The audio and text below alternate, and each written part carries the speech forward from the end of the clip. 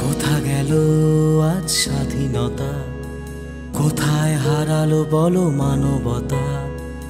এত বছর কত কষ্ট করে আমার মাছ কেন কারাগারে? বলো আর কত কষ্ট পেলে মুক্তি পাবে মা?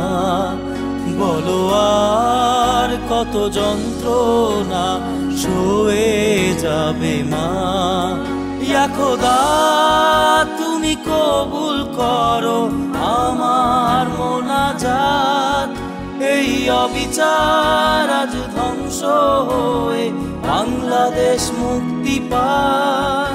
ইয়া খোদা তুমি কবুল করো আমার মোনাজাত, এই অবিচার আজ ধ্বংস হয়ে বাংলাদেশ মুক্তি পাক।